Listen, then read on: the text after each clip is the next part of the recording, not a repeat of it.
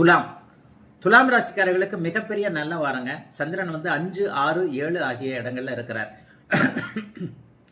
12 ராசிகளிலேயே பெரும்பாலான கிரகங்கள் துலாம் ராசிக்காரர்களுக்கு மட்டுமே மிகுந்த யோகத்தை கொடுக்கக்கூடிய நிலைமையில் இருக்கின்றதை சொல்லிடுவேன். அதுவும் இந்த வாரம் நடக்கக்கூடிய 10ஆம் இடத்து சூரிய பயிற்சி மிக அற்புதமான ஒன்று. தமிழ் மாதம் இந்த மாத ஆரம்பத்திலே என்ன பண்றாரு, சூரியன் 10ஆம் இடத்திற்கு வந்து விடுகிறார்.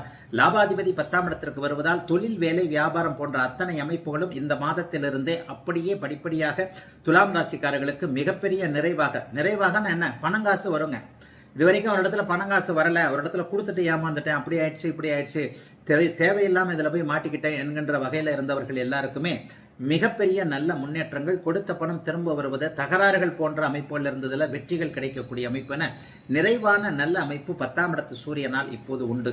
9ஆம் அதிபதியும் இப்போது 10ஆம் இடத்தில் இருப்பதால் தர்ம கர்மாதிபதி யோகம் என்கின்ற ஒரு நல்ல அமைப்பு இப்போது துளாராசிக்காரர்கள் எல்லோருக்குமே இருக்கிறது. ஆகவே எதிலையும் பெரிய கவலைகள் எதுவும் இல்லாம மிகப்பெரிய அளவில் நல்லா இருக்கும். அவர்களுடைய வயதிற்கு ஏற்றாற் போல கடன் தொல்லைகள், நோய் தொல்லைகள் 6ஆம் இடத்தில் இருக்கக்கூடிய சனியால் இப்போது அப்படியே மட்டுப்பட்டு இருக்கின்றன. ஆகவே கடன் தொல்லைகள் உங்களை எந்த விதத்திலும் கிட்ட நெருங்காத அளவிற்கு, அதாவது கடனை கொடுக்கக்கூடிய அளவிற்கு தைரியம், ஏதேனும் ஒரு நிலையில கடன் கொடுத்தவர்கள் உங்கள் மேல் ஏதாவது நல்லவைகள் உங்க மேல ஓரளவுக்கு நம்பிக்கை வைக்கக்கூடிய நிலைமைகள் என பெரிய சோதனைகள் எதுவும் இல்லாத நல்ல அமைப்புகள் இப்போது உண்டுங்க. செவ்வாயும் 11ஆம் இடத்துல லாபஸ்தானத்தில் இருக்கிறார். 5ஆம் இடத்துல இருக்கக்கூடிய ராகுவால மட்டும், அவருக்கு கூட நல்ல வேலையா குரு பார்வை இருக்கு, ராகுவால மட்டும் குழந்தைகள் மேல ஏதாவது ஒரு சங்கடங்கள் வரும். தூர இடங்கள்ல இருக்கக்கூடிய குழந்தைகள் என்ன பண்ணுது ஏது பண்ணுதுன்ற ஒரு சங்கடங்கள் இருக்கும்.